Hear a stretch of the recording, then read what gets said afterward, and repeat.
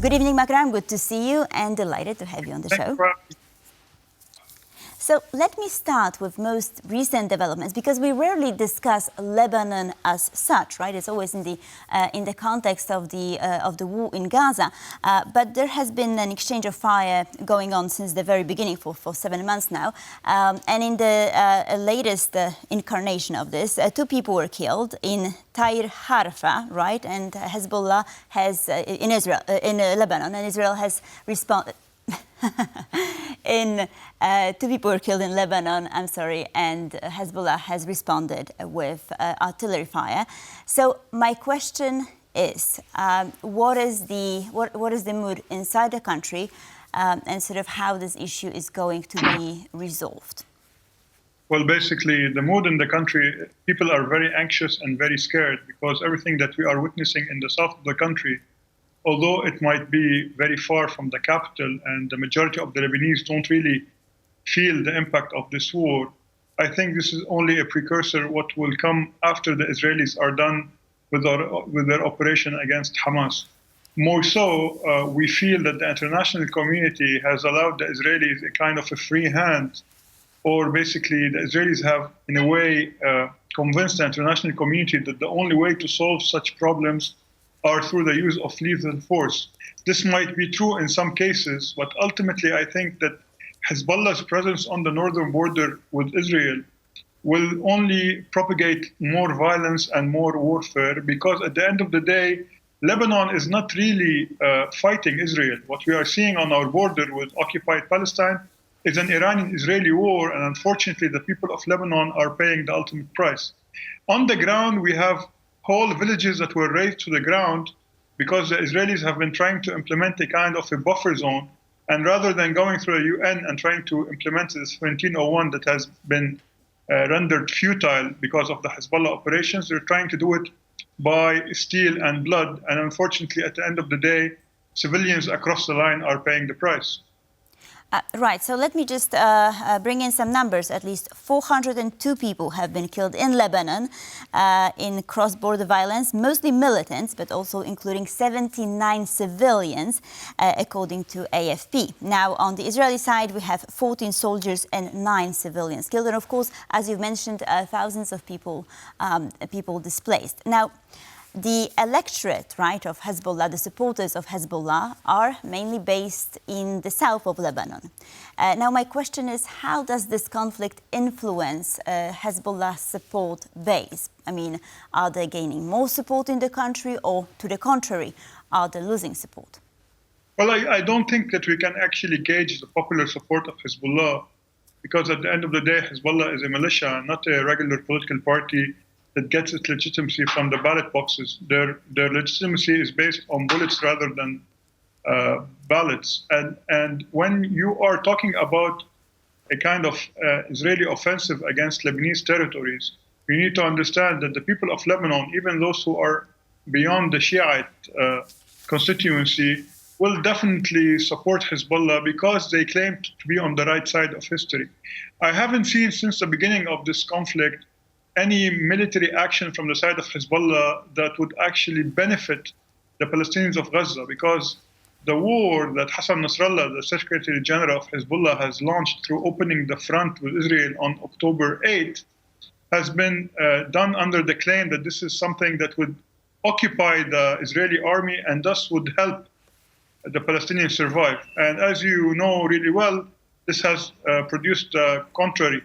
And this is why I think that Iran doesn't really care about the Palestinians nor the Lebanese. And I could add to this that they actually are gambling away using Arab blood, because whatever happens, the war hasn't come to the doorstep of Iran. When it does, we'll be talking about a real regional war rather than a contained war as we see right now. Right, and well, do you perhaps see this, what Hezbollah has been doing, more as a proof of loyalty to Iran, or perhaps it has something to do with, problems that Lebanon had with Israel historically, most recently in 2007, right, the war?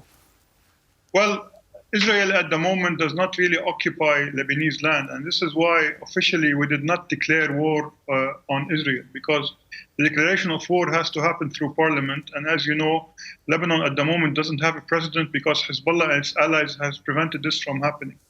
One has to understand that while the Lebanese do have a kind of animosity and they have somewhat of a political hatred towards the Israelis, we are in no position, given our economic failure and our economic collapse, to declare war on Israel, especially that the Israeli war has been triggered by an illegitimate attack by Hamas. At the end of the day, Hamas used violence and they gambled away the innocent blood of the civilians. And the reaction of the Israelis has been more or less more violent and illegitimate in the unproportional use of force.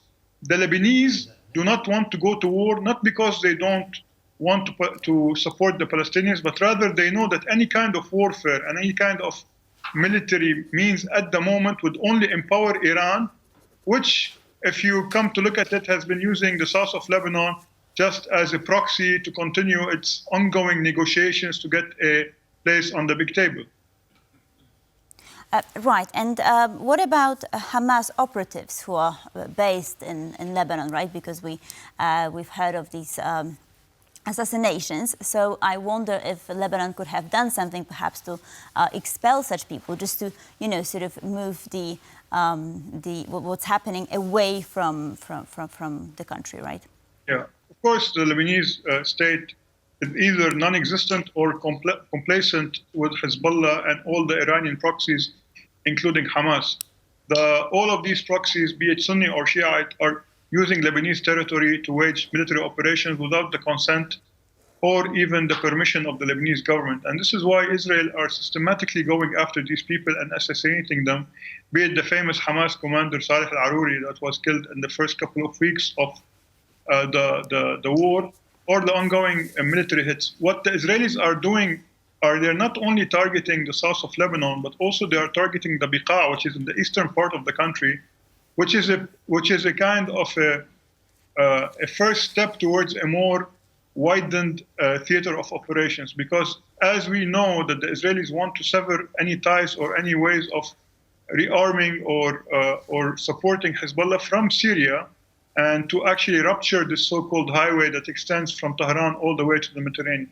At the end of the day, unfortunately, be it the Netanyahu government or the mullahs in Iran, they believe that violence would protect them or violence would give them a better place on the negotiation table, whereas people like me, people who believe in peace and the idea of that a peaceful resolution should be reached, and more importantly, giving the Palestinians their own state, which would put an end to people like Hamas and Hezbollah, who claim that they want to liberate Palestine, whereas all their actions are contrary to what they say.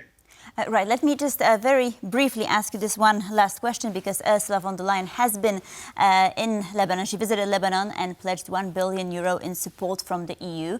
How has this been received? I mean, is it just what they're trying to accomplish, and how does the Lebanese public perceive that?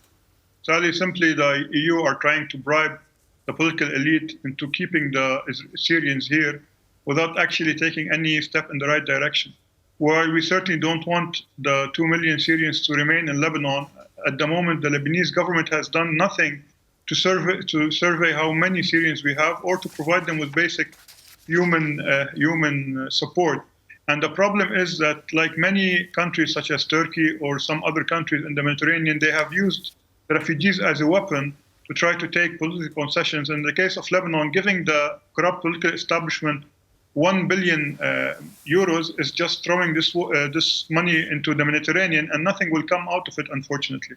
Right, especially because a similar strategy did not work in Tunisia, from what I gathered. Makram Rabah, Associate Professor at the American University of Beirut. Thank you, sir, for being with us. Thank you, Makram.